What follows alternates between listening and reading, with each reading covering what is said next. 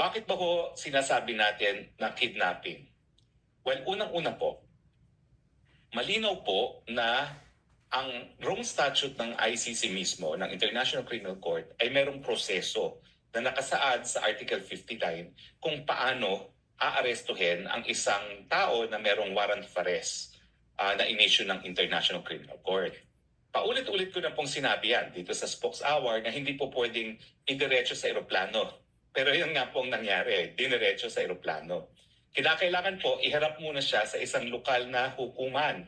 At yung lokal na hukuman, aalamin yung identity ng tao. Pangalawa, na alam niya yung nature of the charges against him. At pangatlo, na siya ay dapat ngang mapadala sa dahig. So ito pong prosesong ito sa lokal na hukuman ay halos kapareho na extradition.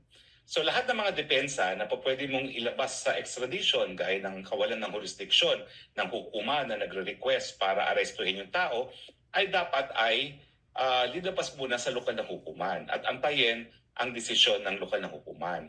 Ang pinaka-importante sa akin sa resort sa lokal na hukuman at ito po ay Regional Trial Court. Mali po yung sinasabi ng spokesperson na DOJ ay ang competent judicial body, no?